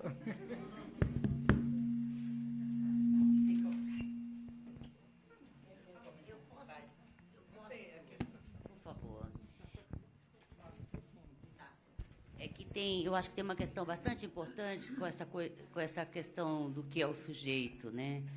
E pegando a ideia do colega de como Lacan diferencia isso, eu gostaria de marcar para vocês, para ver se ajuda a entender, né? Porque aqui todo mundo é psicanalista, claro, cada um com a sua leitura de acordo com que ponto, com que autor se apega, né? Mas tem algumas coisas muito em comum também. Então, o eu a ser tratado por Lacan diz respeito, em francês, ao G, né? Que é o sujeito do inconsciente. Mas o Lacan separa o G, o sujeito do inconsciente, e o moi, o sujeito da consciência, né? E são duas articulações possíveis para pensar o ich, que é o ego, eu, freudiano. Aí, posteriormente, o Lacan ele discrimina o eu moi, que seria o eu ego freudiano consciente, e um eu G, que seria, então, o sujeito do inconsciente, que é o sujeito do desejo. E é dessa forma que ele pode separar o sujeito que fala do sujeito como instância narcísica. O sujeito que fala é o sujeito que está inserido na linguagem, é o sujeito castrado, né? É o sujeito que, por entrar na linguagem, já é castrado. Então, esse é o sujeito do inconsciente, que é o sujeito psicanalítico, né? Psicanalítico no sentido daquele sujeito que se coloca em análise. Recebemos sujeito que vai lá demandar coisas, que a gente diga para eles qual é o caminho que eles devem seguir. Existe, em algum momento, a gente espera, com o nosso trabalho, com a nossa capacidade de manejar a transferência, que esse sujeito busque entender qual é o seu desejo, o que ele quer, e que a gente possa entender o seu inconsciente e ajudá-lo a encontrar o seu caminho do desejo. Esse é o sujeito que Lacan se define enquanto o sujeito do inconsciente e o sujeito psicanalítico. Esse é o sujeito que trabalhamos, o sujeito da psicanálise.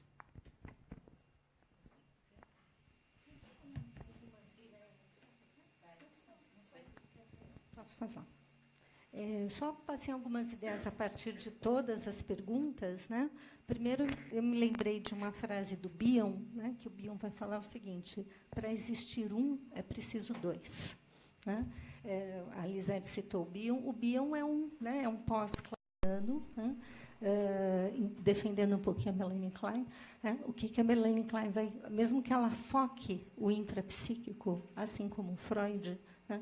Ela é uma das autoras que vai lançar, né, a psicanálise no intersubjetivo, a partir, né, da questão da identificação projetiva, mas também das posições. Né? Mundo interno e mundo externo, eles são co-criados.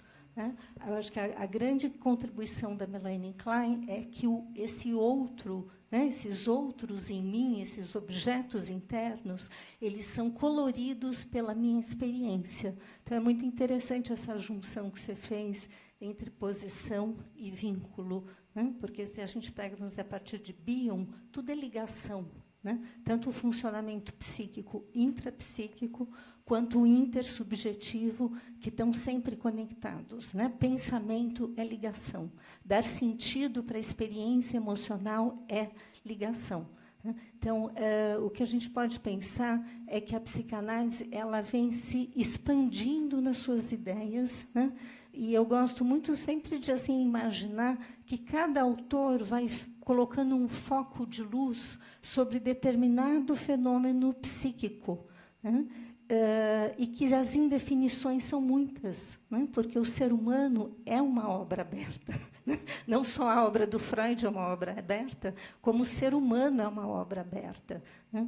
E, inclusive, o Ogden ele inicia um livro dele e fala, bom, a pessoas e conceitos nós devemos permitir uma certa indefinição. Né? Ou seja, o contrário do movimento do Peirce. né, de definir, né? Na realidade, as definições elas são sempre provisórias, né? Uma análise é isso, por isso que ela é interminável, né? Porque as definições, aquilo que se define, é sempre provisório. Uma outra coisa que eu lembrei entre narcisismo e socialismo, né? O Bion vai fazer sempre um gradiente, como se a gente sempre transitasse entre dois polos, né? Não só sobre esquizoparanoide depressiva, mas como no polo mais narcísico, mais eu, né? E também no polo mais social, o socialismo. E a gente está sempre transitando nesses dois polos, né? E a alteridade é o maior desafio, né? A negociação com o outro, com o diferente, né? Esse é o maior desafio humano. E quando o rapaz falou ali da contemporaneidade, é o que a gente sofre contemporaneamente, né? A gente está ali caindo muito para o polo narcísico, não é que a gente está oscilando, né? Quase que como que a gente está, né, se fixando no polo narcísico, e como que as relações vão ficando extremamente difíceis, né, idealizadas, as negociações, né? Deixa eu ver aqui se eu pensei mais alguma coisa. Mas é isso, né? E eu acho que a gente sempre tem que pensar as teorias e a conversa entre as teorias como, vamos dizer, a Melanie Klein foi possível porque existiu a obra de Freud, né? A teoria vincular foi possível porque existiu Freud, Klein, Bion, né? Como que cada um vai alicerçando uma possibilidade de novos pensamentos, e a gente, cabe a nós, né? A clínica está sempre na frente, e ela sempre, a gente nunca, nenhuma teoria vai dar conta da experiência clínica, isso não é possível, por isso que a criação de teorias, ela também é uma expansão constante, porque a clínica é soberana, a experiência humana, ela é incognoscível, né? A gente conhece só uma parte, né? A gente não alcança o todo, a gente não totaliza. Isso já está no Freud em análise terminável e interminável, né? O ser humano é extremamente complexo. Então, um pouquinho o que eu pensei de todas as perguntas. Aberta. Bom, então também vou começar com a história do eu aí, com a imprecisão dos conceitos. Que eu acho que é uma pergunta interessante, porque, sim, eu acho que, de fato, é difícil esse tipo de diálogo, porque, muitas vezes, o que é um conceito dentro de uma tradição não é precisamente o mesmo dentro de uma outra tradição. E isso, de fato, leva a certas confusões e a dificuldade do diálogo, né? Por outro lado, essa tua proposta, por exemplo, de definir, né, a tua crítica com relação a chamar de eu ou chamar de ego, a imprecisão e a transformação, a complexização do termo ich, ele já está no Freud, né? Não tem um eu. Me fala qual é o conceito de eu no Freud. Bom, no projeto é um conjunto facilitado de neurônios. Em 23, no ego e no id, ele vai falar o eu é, antes de tudo, corporal. A partir da melancolia, o eu é o derivado das identificações, o produto das identificações, né? O eu é reservatório da libido, quando ele está propondo no narcisismo, né? Depois vai ser o id, o reservatório da libido. O eu é o agente das resistências, depois vai ser a sede da angústia. Quer dizer, não tem essa precisão no Freud. Por isso, eu digo, qualquer coisa que a gente propusesse como definição aqui, muito, o sujeito é simplificação. Porque esses grandes autores que merecem alguém aqui falar por eles, aqui, de alguma forma, daquilo que eles propõem, eles são complexos. E eu acho que, como eu falei, eu acho que o Freud, especialmente, dentre todos, me parece o mais heterogêneo, né? O que menos concorda consigo mesmo ao longo da obra, né? Mas só para completar isso que você está falando, e ver agora, que vai fazer parte da história, é o seguinte: hoje a gente sabe o quê? Quando existe um problema psicológico, qualquer preocupação, isso tem causa, origem, ligação psicológica ou neurológica, entendeu? A neurociência hoje tem esse debate, quer dizer, você não sabe se é um problema de ordem orgânica, de cérebro ou de mente. O mesmo problema, ele pode estar nas duas casas, um influenciando o outro. E se Esse você não problema, fizer essa ele já é diferenciação, antigo. Justamente. E hoje, Né? mais válido ainda, porque a neurociência está mostrando que muitas coisas, ela comprova e nega outras, através de testes, de provas. Então, quer dizer, o dilema voltou atual e complicante da situação. Sim, né? acho que sim. Aí eu acho que é um outro capítulo que realmente tem uma coisa das neurociências e da neuropsicanálise, das pesquisas nessa direção, mas não é tão novo, na verdade, né? O Freud parte da neurologia, né? De qualquer forma, eu acho que uma outra coisa... agora me perdi um pouco, mas... vou retomar, eu sei. Em relação à questão do conceitual... Já eu volto com relação a como é que a gente pode pensar hoje a possibilidade de um diálogo. Mas a outra questão que me parece que se repetiu um pouco nas perguntas é com relação ao social, né? E a propósito do social, da cultura. Eu volto a afirmar, para mim, o sujeito freudiano é sujeito da cultura, né? Você vai lá ler o Mal-Estar, vai em 30, ele está ocupado totalmente com esse tema. Você... desde a moral sexual civilizada, se você for pensar, já está considerando, né, o sofrimento inserido naquele contexto cultural. Se você for ver psicologia das massas e análise do eu, toda a relação que vai se ter com o outro, né? Enfim, aí vários outros textos que a gente pode lembrar. Agora, de fato, uma grande parte, a maior parte da clínica do Freud foi com a neurose. Né? E, no contexto da neurose, o grande conflito, de fato, se dava intrapsiquicamente. Então, não é verdade que Freud não falou do outro, não é verdade. A gente vai pensar em tolerância, a gente pode ir para pulsões e destinos das pulsões quando ele diz o outro é descoberto no ódio. Não é novo, né? O ódio, a alteridade. Estava lá. Né? Quer dizer, tudo... Por isso eu digo que o Freud ele é um tesouro de ferramentas, apesar da gente poder, talvez, delimitar, sei lá, 2 modelos, o que tem de riqueza como ferramenta para que, diante de novas perguntas, a gente vá lá encontrar intuições muito geniais para pensar novas perguntas, e até as antigas, isso me parece importante.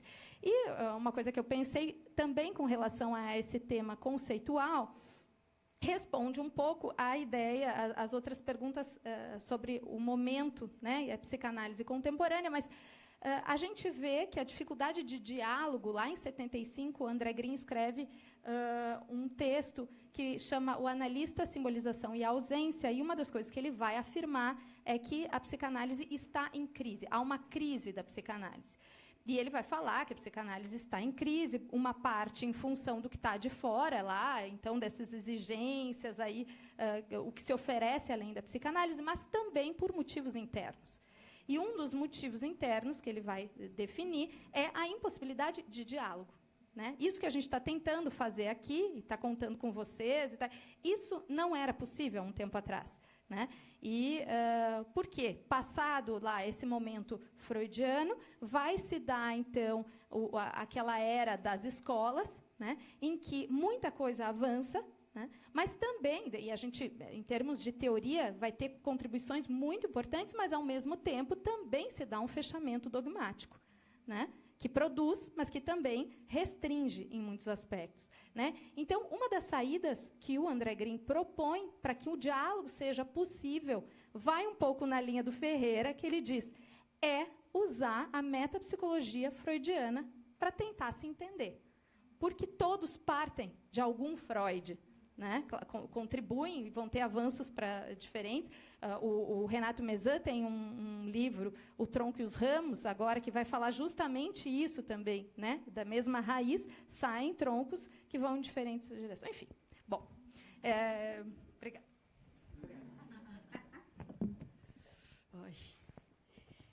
Como fazer um resumo de todas as perguntas? Eu quero, não sei, vou tentar ir por ordem. Eu acho que talvez eu não me fiz entender claramente. Quando falo em vínculo, falo em inconsciente. Na verdade, eu falei dos 3 espaços psíquicos como uma forma de conceitualizar o sujeito para a psicanálise das configurações vinculares. Mas os vínculos também têm umas marcas inconscientes que os constituem. E o sujeito, com seu inconsciente e seus objetos internos e suas fantasias, também advém ao vínculo. O mesmo que o social. Ou seja, não estou falando de uma parte consciente. O que estou falando é que no vínculo, o outro, com a presença dele, marca um limite que talvez, quando estamos nós sozinhos, com nossas fantasias e nossos objetos internos, não aparece esse limite último. Mas só isso. E quando estavam falando do lugar da literatura, sim, tem autores que tentam trabalhar à luz da literatura, poder interpretar textos da literatura. Os que foram meus alunos sabem que todas as minhas aulas eu sempre termino com algum troço de literatura, porque para mim a literatura fala muito mais que todas as teorias que nós podemos ter. Agora, quando vocês falam do lugar do terceiro, o lugar do terceiro é o lugar do analista. Porque eu acho que esse é o lugar que pode voltar para o paciente um outro olhar, para ele se pensar. Quando vocês falavam do sujeito social, e parecia que só a partir da teoria de Lacan e dos vínculos se pensava o sujeito social, eu, em minha tese de mestrado, que está no livro Famílias Monoparentais, fiz uma pesquisa dentro da obra de Freud, quando ele menciona o conceito de família. E ele menciona o conceito de família muitas vezes. Eu fui trabalhando como em cada uma das vezes, que significado dá a isso. Freud estava inserido na cultura dele. Freud tem os textos sociais ou antropológicos que falam muito e que, a partir deles, nós fomos podendo pensar o sujeito. E o que elas falaram, somos psicanalistas. Na verdade, estamos tentando só pensar. E quando vocês perguntam sobre o sujeito contemporâneo, e o sujeito contemporâneo é descrito como autônomo, eu posso falar, tomando a outra pergunta do WhatsApp, do não sei o quê, pode ser um sujeito autônomo, que o ideal tem a ver com aquele indivíduo sozinho, que consiga se desenvolver na vida sozinho, mas o WhatsApp tem a ver com a busca de um outro. O WhatsApp não existiria se não estivesse outro do outro lado da linha. Claro que esse WhatsApp impede que esse outro seja um limite completamente, porque tem uma meia presença. Porque eu também posso imaginarizar quem é esse outro que está do outro lado. No início, quando começaram as redes sociais, nós perguntávamos, quando estamos falando no Messenger ou outras coisas, Orkut, que existia antes, com quem estamos falando? E no início pensávamos, isso é relação de objeto, porque estou falando com aquele fantasiado que eu tenho do outro. Mas quando o outro me responde, eu estou em um vínculo, mas um vínculo talvez que tem um espaço que está fora. Na medida que esse outro marca um limite, uma presença, mas com limites também. Então, estava pensando, podemos pensar que a comunicação é tão difícil, e o sujeito contemporâneo é tão difícil de pensar, mas os adolescentes estão o tempo inteiro pensando quantos amigos eles têm em Facebook. Então, isso não é vínculo, isso não é necessidade de um outro, isso não é um sujeito inserido no social, é um outro social. Uma outra forma de pensar quem é o outro e de que outro eu preciso. Estou de acordo. Podemos pensar na modernidade líquida e todos esses conceitos, mas é uma necessidade de um outro diferente. Vocês me fazem lembrar, eu trabalhava em um colégio secundário no Uruguai e os pais falavam, os adolescentes não têm valores, eu não sei o que fazer com eles. Eu falava, eles têm valores, só que são diferentes aos da outra geração. Temos que tentar pensar nisso. Não sei se respondi tudo. E outra coisa, agora estava pensando, o que Berta trazia do conflito. Quando o sujeito está em vínculo, o sujeito sempre tem que se defrontar com uma dor. E o vínculo com o outro faz que o sujeito se enfrente com essa dor. Com essa dor de ter que aceitar que o outro não é só minhas projeções que eu estou colocando no outro e o outro é um outro em si. Mas isso faz crescer. Isso faz a possibilidade de trazer uma novidade dentro dos vínculos. Se isso não existisse, os vínculos se apagariam e aí os vínculos perdem sentido. Agora, na medida que vão virando mais complexos, que vão podendo aceitar o outro como diferente, o outro cresce e nós também crescemos. Eu lembro um paciente que falava, para mim é muito difícil estar com ela, mas estando com ela, sou uma pessoa melhor.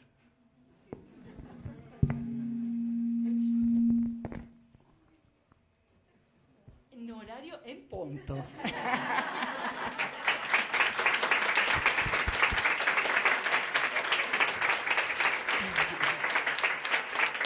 Obrigada pelas contribuições. E se querem ver os livros, estão aqui, podem trazer.